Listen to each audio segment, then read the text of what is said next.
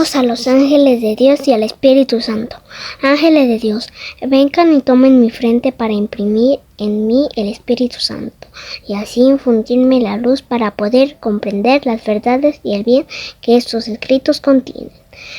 Luz de la sabiduría eterna, revélame el misterio de Dios Padre y Dios Hijo, unidos en un solo amor.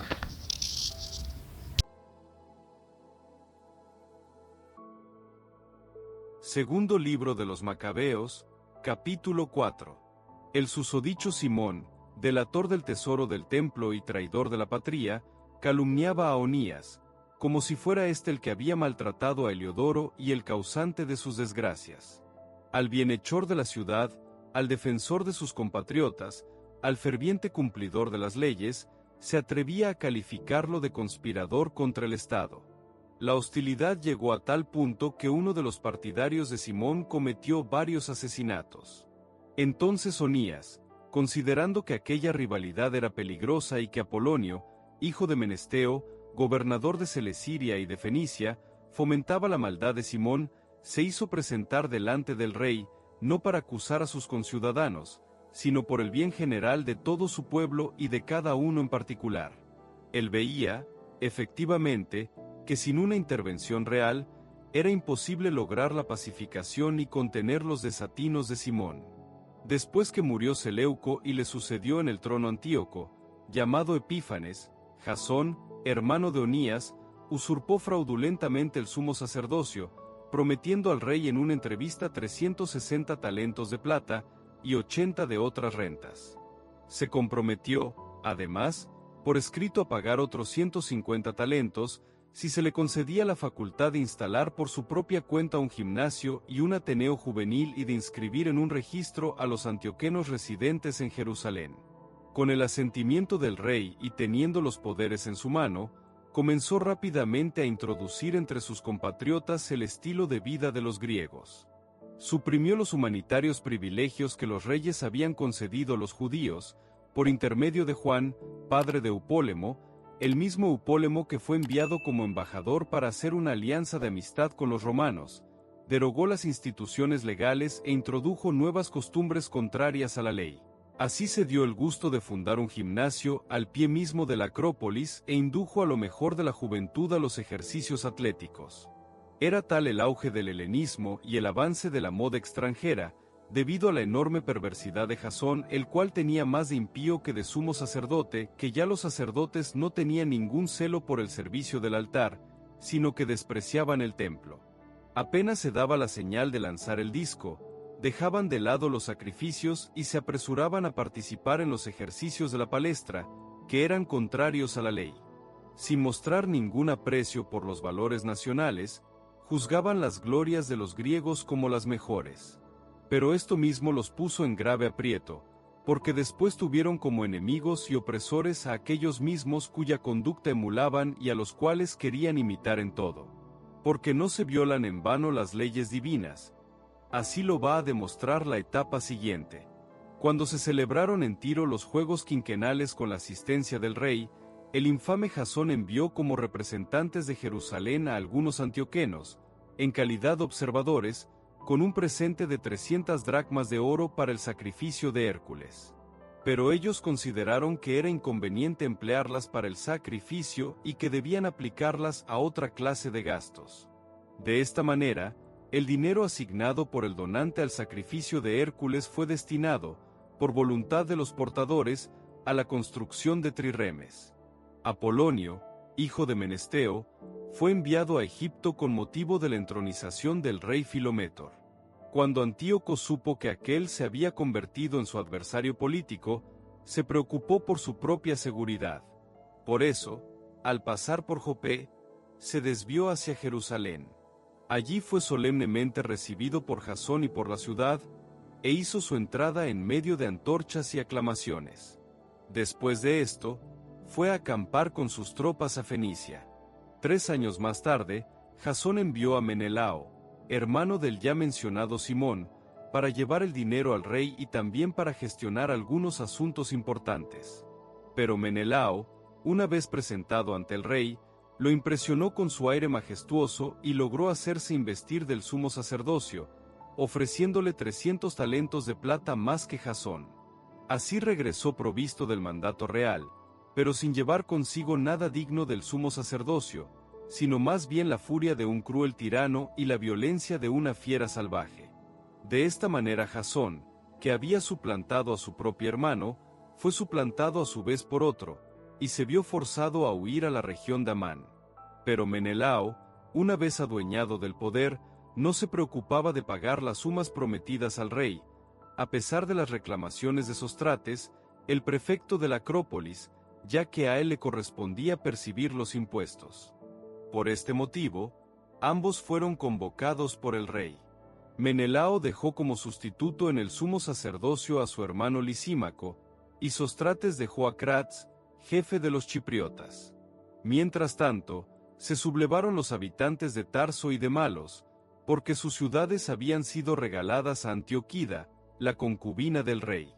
El rey partió apresuradamente para poner las cosas en orden, dejando en su lugar a Andrónico, uno de los grandes dignatarios. Menelao, pensando que se le había presentado una ocasión favorable, se apropió de unos objetos de oro del templo y se los regaló a Andrónico, y también vendió otros en Tiro y en las ciudades vecinas. Cuando Onías tuvo la evidencia de lo sucedido, se lo reprochó, después de haberse retirado a Dafne, ciudad que estaba cerca de Antioquía y gozaba de inmunidad. Por eso Menelao, en conversaciones secretas con Andrónico, lo instigaba a matar a Onías. Entonces Andrónico se presentó ante Onías, y se ganó astutamente su confianza, estrechándole la mano derecha con un juramento.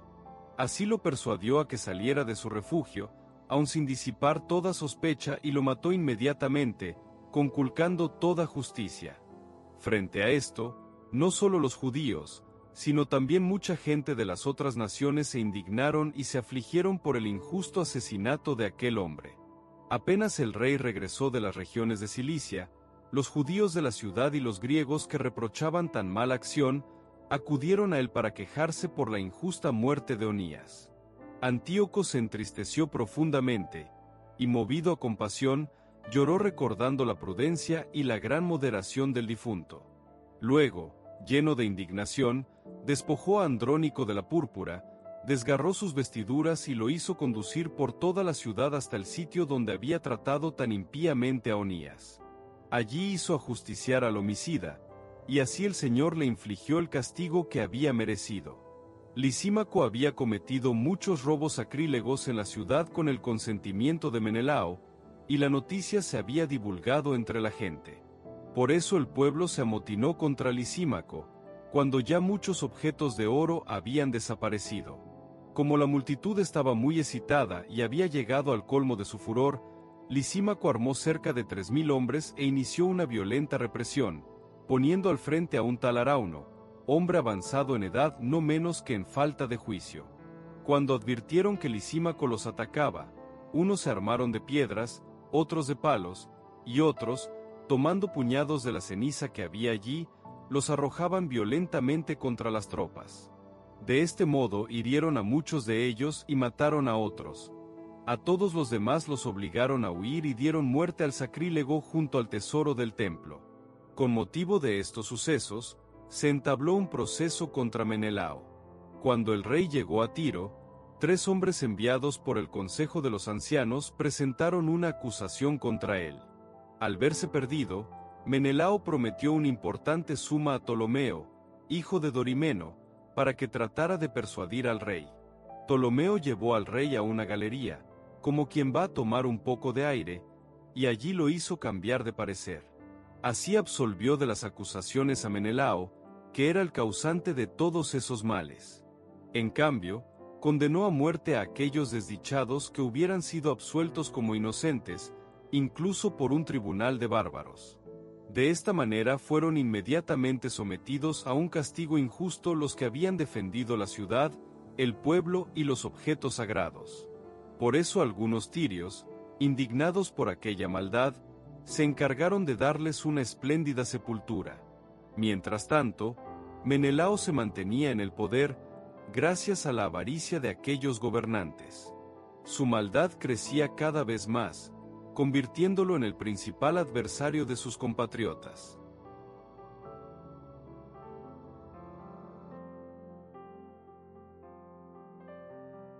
Eclesiástico, capítulo 51, versículo 1 a 18. Quiero darte gracias, Señor y Rey, y alabarte, Dios mi Salvador. Yo doy gracias a tu nombre, porque tú has sido mi protector y mi ayuda, y has librado mi cuerpo de la perdición, del lazo de la lengua calumniadora y de los labios que traman mentiras. Frente a mis adversarios, tú has sido mi ayuda y me has librado. Según la grandeza de tu misericordia y de tu nombre, de las mordeduras de los que iban a devorarme, de la mano de los que querían quitarme la vida, de las muchas aflicciones que padecía, del fuego sofocante que me cercaba, de las llamas que yo no había encendido, de las entrañas profundas del abismo, de la lengua impura, de la palabra mentirosa y de las flechas de una lengua maligna. Mi alma estaba al borde de la muerte. Mi vida había descendido cerca del abismo. Me cercaban por todas partes y nadie me socorría. Busqué el apoyo de los hombres y no lo encontré. Entonces me acordé de tu misericordia, Señor, y de tus acciones desde los tiempos remotos, porque tú libras a los que esperan en ti y los salvas de las manos de sus enemigos. Yo hice subir desde la tierra mi oración, rogué para ser preservado de la muerte. Invoqué al Señor, Padre de mi Señor. No me abandones en el día de la aflicción, en el tiempo de los orgullosos, cuando estoy desamparado.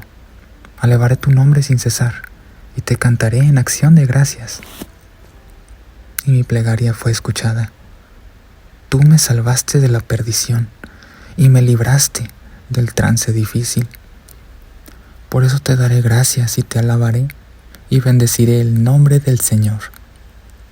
En mi juventud, antes de andar por el mundo, busqué abiertamente la sabiduría en la oración. A la entrada del templo, pedí obtenerla y la seguiré buscando hasta el fin.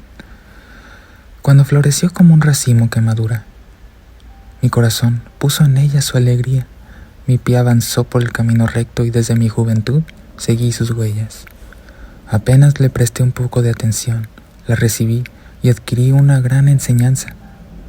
Yo he progresado gracias a ella. Al que me dio la sabiduría, le daré la gloria. Porque resolví ponerla en práctica. Tuve celo por el bien y no me avergonzaré de ello. Padre, te da gloria a tu Hijo en el Espíritu Santo, como era en el principio, es ahora y siempre, por los siglos de los siglos. Amén.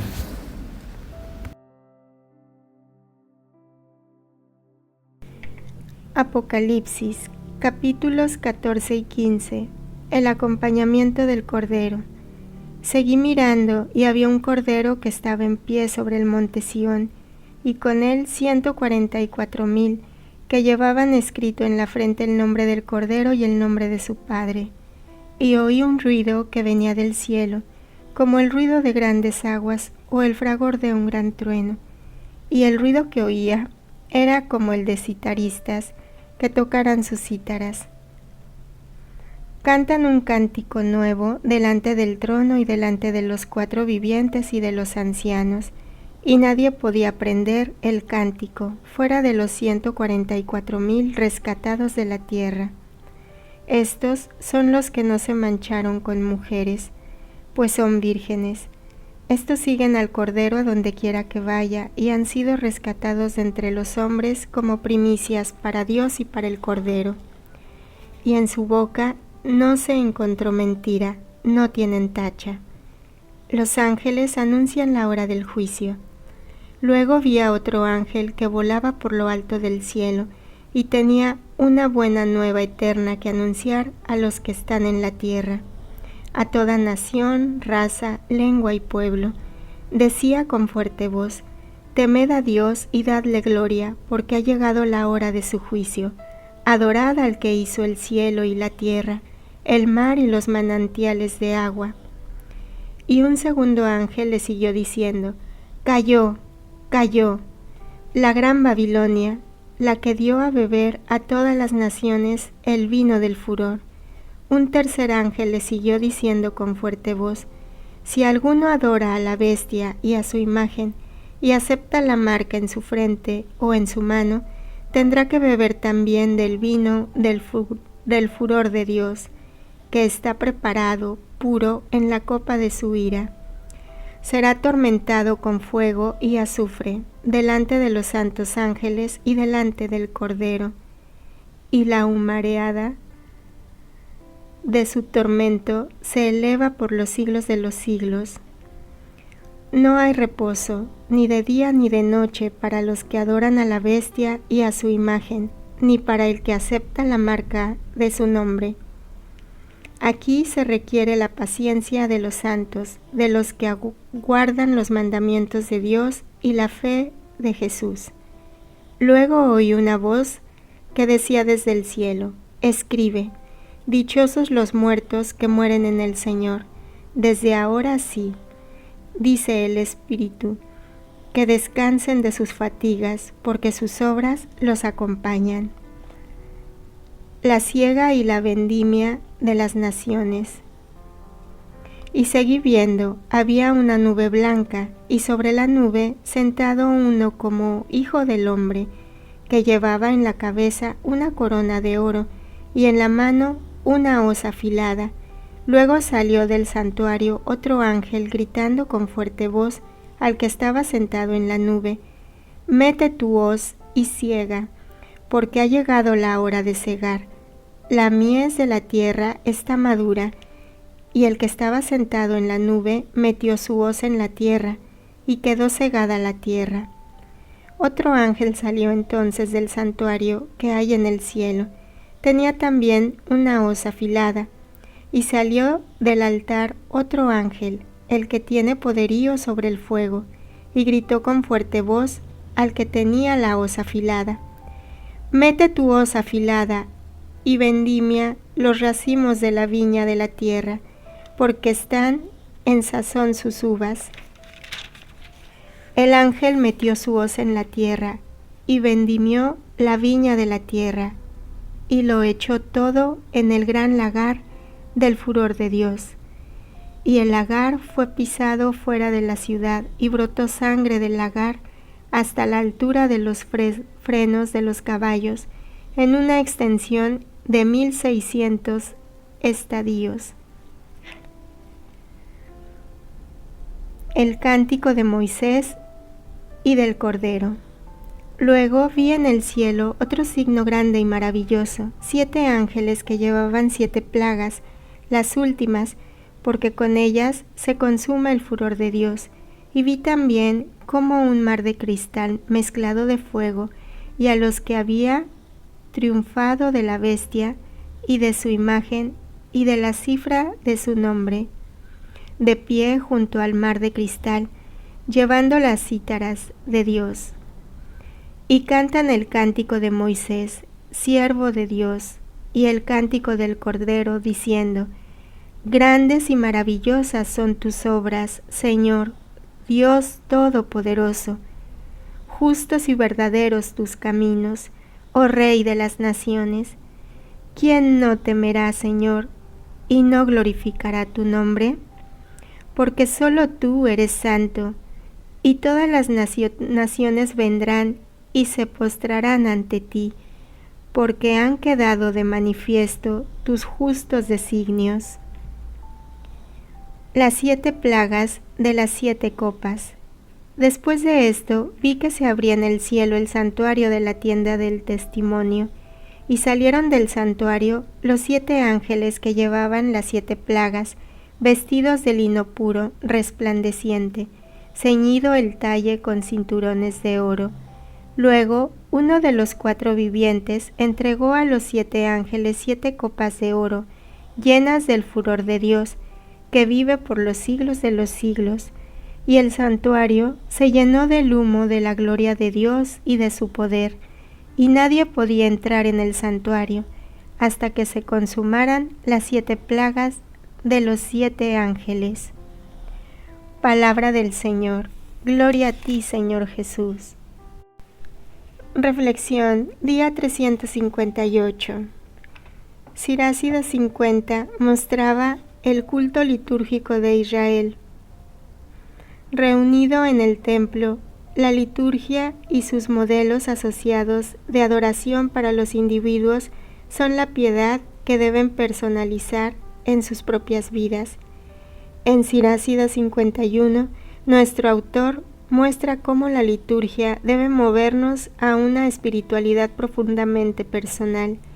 Comienza exultando de alabanza y gratitud por lo que Dios ha hecho en su vida. En la liturgia damos gracias y rendimos alabanzas por lo que Dios ha hecho por Israel y su pueblo. Y en nuestra oración personal damos gracias y rendimos alabanzas por lo que Él ha hecho por nosotros individualmente. El movimiento es de Israel al individuo, de la liturgia a la oración personal. La oración del Sirásida sigue un patrón que el autor personaliza. Los salmos de acción de gracias siguen un triple esquema. Comienzan con la alabanza, pasan a describir una situación difícil y a continuación finalizan con la alabanza y la acción de gracias.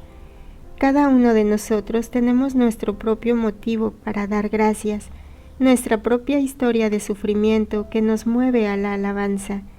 Todo el libro del Sirásida ha venido buscando las ramas del conocimiento hasta llegar a sus raíces más profundas, a la sabiduría. Aquí, al final del libro, se nos muestra que, en última instancia, llegamos a la sabiduría cuando reconocemos las razones para dar gracias en nuestra propia vida. ¿Estás de acuerdo con el Sirásida en que la medida de nuestra sabiduría depende del grado de nuestra gratitud y la profundidad de nuestra alabanza?